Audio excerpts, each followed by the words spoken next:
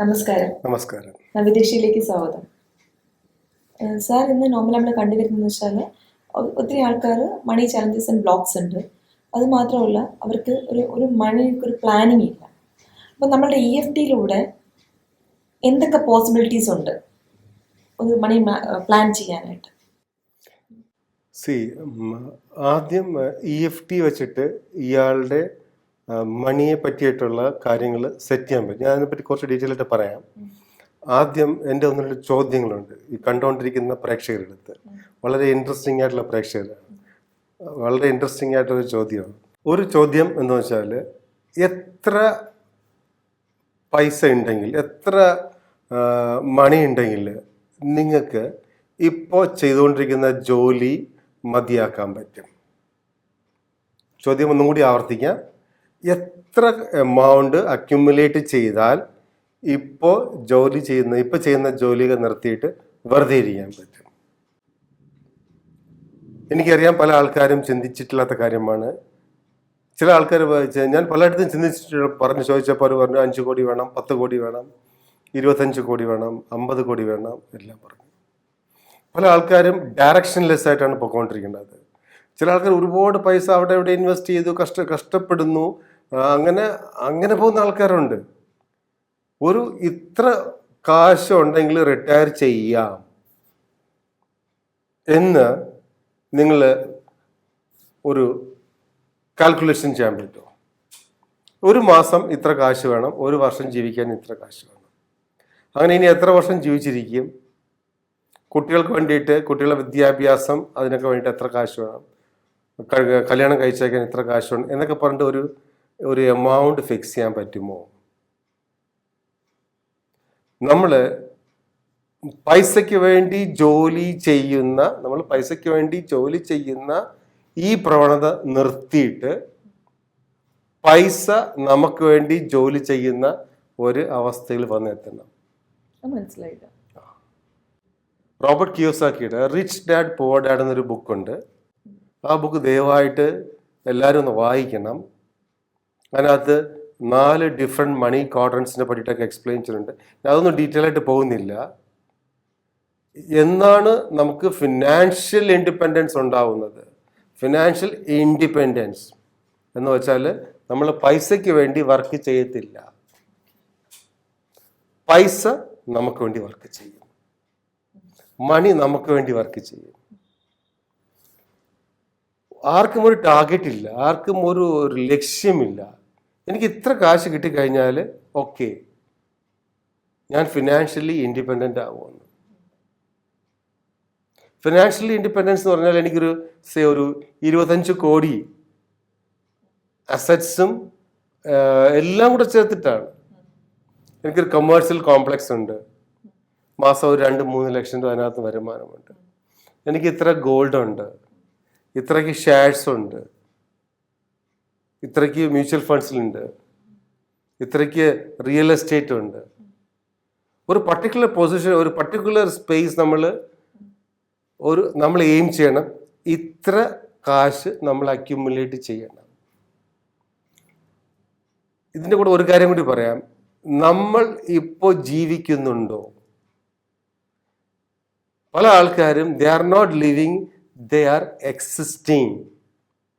പൈസ ഉണ്ടാക്കാനുള്ള ആ ഒരു ബുദ്ധിമുട്ടിൽ ഇങ്ങനെ ഭാരം ചുമന്നുകൊണ്ടിരിക്കുകയാണ്. V R existing. നമുക്ക് ഇഷ്ടമുള്ള പല കാര്യങ്ങളും ചെയ്യാൻ പറ്റുന്നില്ല. ഒരു ചെറിയ ട്രിപ്പ് പോകണം, ആലോചിക്കുമ്പോൾ കയ്യിൽ കാശില്ല. പല ആൾക്കാരുടെ ആഗ്രഹമാണ് ഒരു വേൾഡ് ടൂർ പോകണം. നമ്മൾ കൺഫൈൻ ചെയ്ത് ഒരു ഷെല്ലിനകത്തെന്നത് പോലെയാണ് 95% ആൾക്കാരും അല്ലെങ്കിൽ 99% ആൾക്കാരും ജീവിക്കുന്നത്. ഒരു ഷെല്ലിനകത്ത്, ഒരു തോടിനകത്താണ് ജീവിക്കുന്നത്. പിന്നെ പുറത്തിറങ്ങാൻ പറ്റത്തില്ല. ആ ഒരു ഫിനാൻഷ്യൽ ഇൻഡിപെൻഡൻസ് വേണമെങ്കിൽ നമ്മുടെ മൈൻഡിൽ ഒരു പ്ലാൻ വേണം. ഫസ്റ്റ് പ്ലാൻ ഇതാണ്, എനിക്ക് ഇത്ര പൈസ അക്യുമുലേറ്റ് ചെയ്യണം. ഇങ്ങനെ ഇത്ര പൈസ അക്യുമുലേറ്റ് ചെയ്യണം എന്ന തോട്ട്, ഇത്ര വർഷത്തിനകത്ത് അക്യുമുലേറ്റ് ചെയ്യണം എന്ന തോട്ട് നമ്മൾ രജിസ്റ്റർ ചെയ്ത് കഴിഞ്ഞാൽ ഓട്ടോമാറ്റിക്കായിട്ട് subconscious mind will start planning for that. നമുക്ക് പ്ലാൻസ് ഉണ്ടാവും. Opportunities will come to you. ഏറ്റവും വലിയ കാര്യം എന്ന് വെച്ചാൽ ഇതൊന്നുമല്ല, നമ്മൾ മണി ആവശ്യമില്ലാതെ സ്പെൻഡ് ചെയ്യണത് നിർത്തും. കാരണം നമ്മുടെ മെയിൻ ടാർഗറ്റ് അതാണ്. എനിക്ക് ഇത്ര ഒരു 10 crores അല്ലെങ്കിൽ 25 crores ഒരു 10 വർഷത്തിനകത്ത് അക്യുമുലേറ്റ് ചെയ്യണം. ഈ 25 crores 10 വർഷത്തിൽ അക്യുമുലേറ്റ് ചെയ്യാന്ന് പറഞ്ഞാൽ you will think it's very big.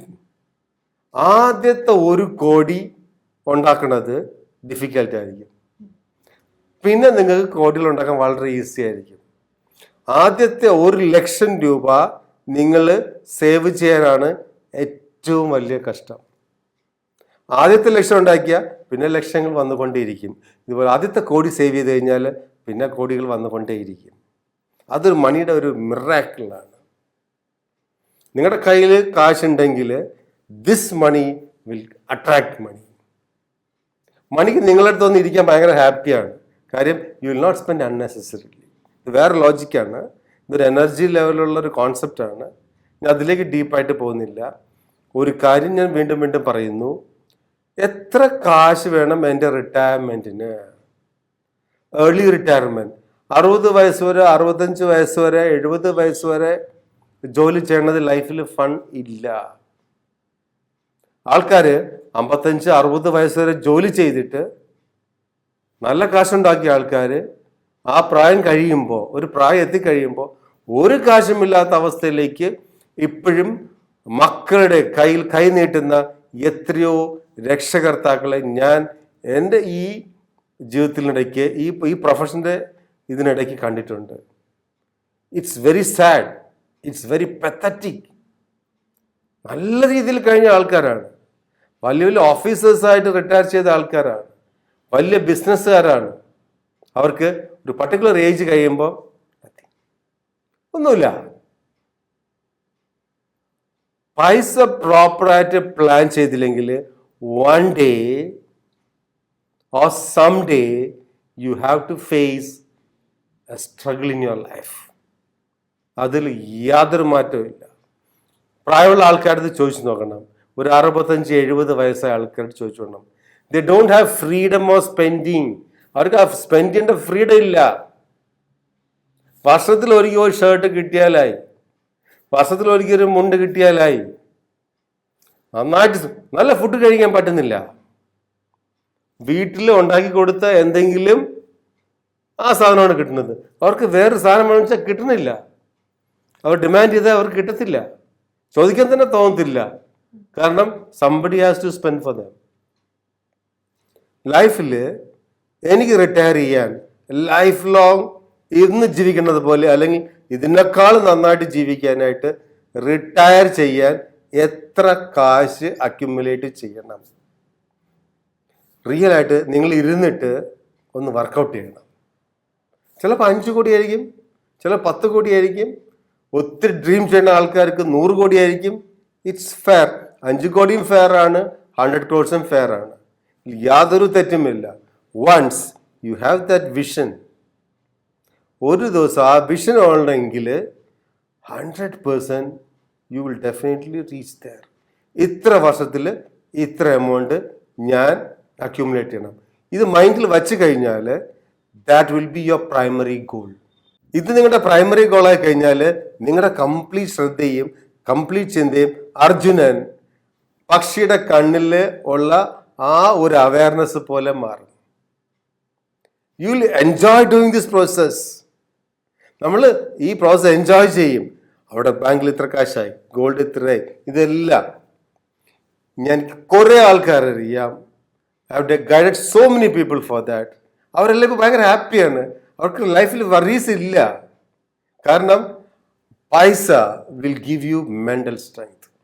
ആ ഒരു മൈൻഡിൻ്റെ സ്ട്രെങ്ത് കിട്ടും. നിങ്ങളുടെ ബാങ്കിൽ ഇത്ര കാശുണ്ടെന്ന് വെച്ചോളൂ, ഒരു വറീസും ഇല്ല. പൈസയാണ് ഏറ്റവും വലിയ പ്രശ്നം.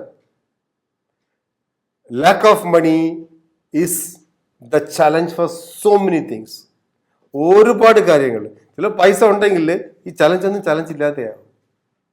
അത് നമുക്കൊരു മെൻ്റൽ സ്ട്രെങ്ത് തരും. So plan your early retirement. ഒന്നും കൂടി പറയാം, plan your early retirement and let money work for you. നേരത്തെ റിട്ടയർമെന്റ് പ്ലാൻ ചെയ്യുക, പൈസ നിങ്ങൾക്ക് വേണ്ടി വർക്ക് ചെയ്യാൻ അനുവദിക്കുക. ആ സ്റ്റേറ്റ് കഴിഞ്ഞിട്ട് ഫോളോ യുവർ പാഷൻ. നിങ്ങൾക്ക് എന്താണ് ജീവിതത്തിൽ ഇഷ്ടം അത് ചെയ്യണം. നിങ്ങളുടെ ഇഷ്ടം ഫോട്ടോഗ്രാഫിയാണ്, പോയി ചെയ്യണം. ചില ആൾക്കാർക്ക്, എനിക്ക് കുറേ ആൾക്കാരെ വൈൽഡ് ലൈഫ് ഫോട്ടോഗ്രാഫി ഭയങ്കര ഇഷ്ടമാണ്. ക്യാമറയൊക്കെ വാങ്ങിച്ചിട്ടുണ്ട്, സമയമില്ല പോയി ചെയ്യാൻ. അത് ഇല്ല, 5-6 ദിവസം ജോലി, സൺഡേ എന്ന് വെച്ചാൽ ക്ഷീണം.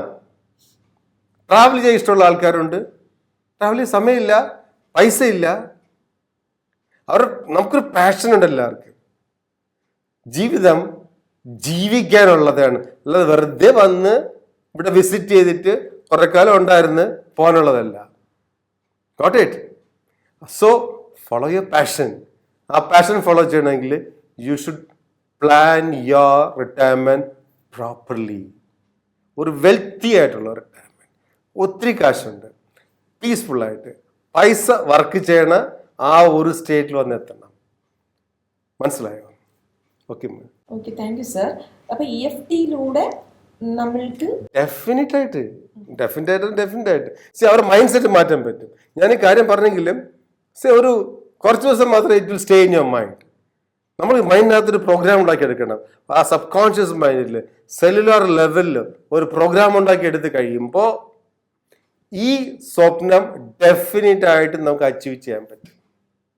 കാരണം EFT വെച്ച് നമ്മുടെ സബ് കോൺഷ്യസ് മൈൻഡിൽ you can build a program. എനിക്ക് റിട്ടയർമെന്റ് ഇത്രയ്ക്ക്. Got it? അപ്പൊ തീർച്ചയായിട്ടും ഒരു എന്താ പറയാ, EFT ഇമോഷണൽ ഫ്രീഡം ടെക്നിക്സ് ഒരു അമേസിംഗ് ഗിഫ്റ്റ് ആണല്ലേ സർ നമ്മൾക്ക്. ഓക്കെ, അപ്പൊ EFT കുറിച്ച് സർ എന്താ പറയാ, നമ്മളുടെ സംശയങ്ങളും ഞങ്ങളുടെ എന്താ പറയാ സങ്കടങ്ങളും ഒക്കെ മാറ്റാൻ കഴിയുമെന്ന് വീണ്ടും സർ പറഞ്ഞു തന്നതിന് thank you sir. Thank you so much.